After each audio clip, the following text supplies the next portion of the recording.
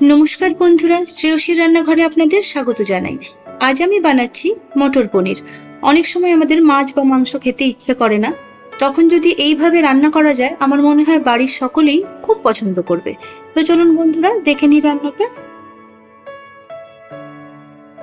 এখানে আমি 6 থেকে 8 চামচ তেল দিলাম, সামান্য নুন দিয়ে দিলাম, কারণ যাতে পনিরগুলো যখন ভাজবো যাতে সে পনিরগুলো কড়াইতে লেগে না যায়। পনিরগুলো আমি একে একে এখানে দিয়ে ভেজে নেব। আপনারা চাইলে পনিরগুলো কেটে 5 থেকে 10 মিনিট গরম জলে ভিজিয়ে রাখতে পারেন, তাহলে পনিরগুলো একটু নরম হবে।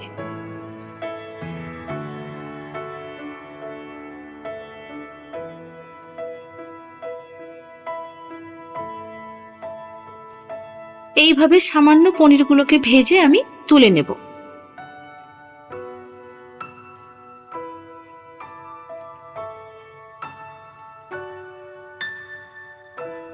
মোটামুটি পনিরগুলো ভাজা হয়ে গেছে, সব পনিরগুলো আমি ভেজে তুলে নিলাম। এবারে কড়াইতে আমি দুটো পেঁয়াজ এইভাবে কিউব করে কেটে দিয়ে দিলাম, চাইলে আপনারা কুচিয়েও দিতে পারেন।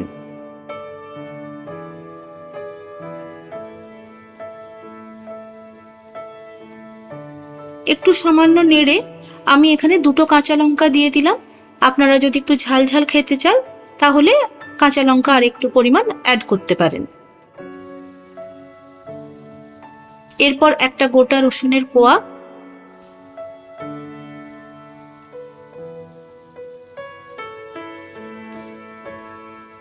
আর 4 থেকে 6 পিস 6 টুকরো আমি আদা এর মধ্যে দিয়ে দিলাম।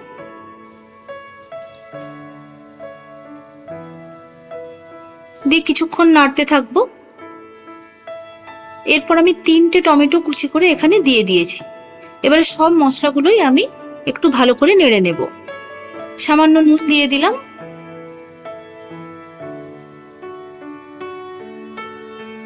টমেটোগুলো যতক্ষণ না নরম হয় ততক্ষণ কিন্তু মশলাটা একটু কষিয়ে নিতে হবে।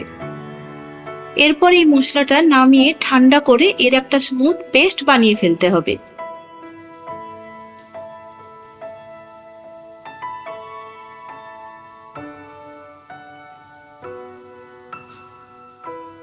এরপর আমি আলাদা একটা কড়াইতে আবার 4 থেকে 6 চামচ তেল নিলাম।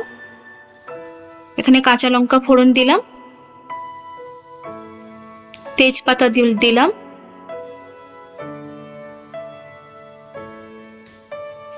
সামান্য গোটা গরম মশলা দিলাম, যেটাতে এলাচ, দারচিনি ও লবঙ্গ আছে। এরপর ওই মশলার যে স্মুথ পেস্টটা আমি বানিয়েছিলাম এইভাবে মিক্সিতে, সেই পেস্টটা দিয়ে দিলাম, দিয়ে ভালো করে এটাকে কষে নিতে হবে।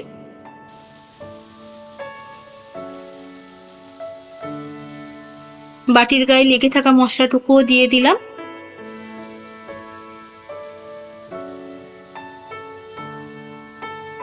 আর বাটি ধোয়া জলও দিয়ে দিলাম, দিয়ে ভালো করে ফুটতে দিতে হবে মশলাটা। তবে এই সময় মশলাটা ভীষণ ঠিক রয়, আপনারা একটু চাপা দিয়ে দিয়ে করবেন। আমি এখানে 2 চামচ কাশ্মীরি মির্চ দিলাম, আপনারা চাইলে কম দিতে পারেন বা নাও দিতে পারেন। 1 চামচ হলুদ গুঁড়ো দিলাম, আপনারা চাইলে কিছুটা ঝাল লঙ্কার গুঁড়ো দিতে পারেন। এরপর আমি 1 চামচ ধনে গুঁড়ো ও 1 চামচ জিরে গুঁড়ো দিয়ে দিলাম। গ্যাসের ফ্লেমটা কমিয়ে দেবেন, না হলে কষতে গেলে মশলাটা ঠিকরে আসবে। এরপর আমি 2 চামচ চিনি দিয়ে দিলাম।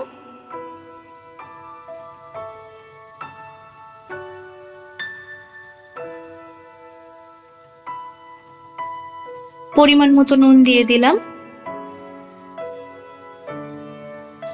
কারণ মশলাটা যখন আমি ভাজছিলাম সেখানেও আমি কিছুটা নুন দিয়েছিলাম।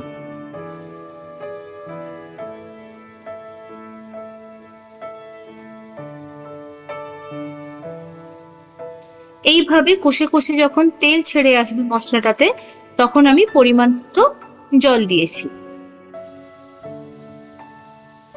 আমি এখানে 2 গ্লাসের কাছাকাছি জল দিয়েছি।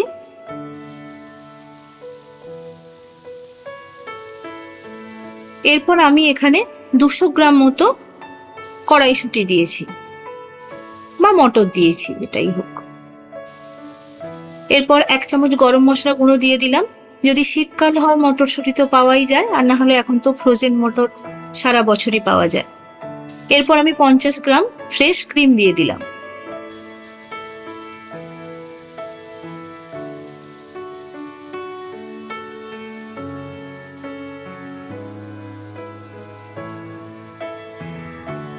এরপর ঝোলটা ফুটে উঠলে আমি পনিরগুলো দিয়ে দিলাম ওর মধ্যে।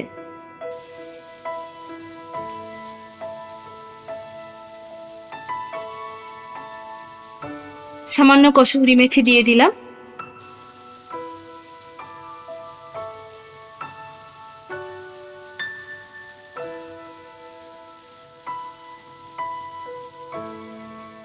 এরপর ওপর থেকে কিছুটা আমি ধনেপাতা কুচি দিয়ে দিলাম। ঝোলটা ফুটে যখন একটু ঘন হয়ে যাবে তখনই ধনেপাতাটা দেব। ব্যাস, ধনেপাতা দিয়ে সামান্য কিছুক্ষণ নেড়েই আমি গ্যাস অফ করে দেব। মোটামুটি তৈরি মটর পনির। রান্নাটা যদি আপনাদের ভালো লেগে থাকে তাহলে চ্যানেলটিতে সাবস্ক্রাইব করতে ও ভিডিওটিতে একটি লাইক দিতে ভুলবেন না। দেখুন তেল ছেড়ে এসছে, মোটামুটি রান্নাটা রেডি। অবশ্যই একবার বানাবেন এবং কমেন্ট বক্সে জানাবেন যে রান্নাটা কেমন হলো। ধন্যবাদ।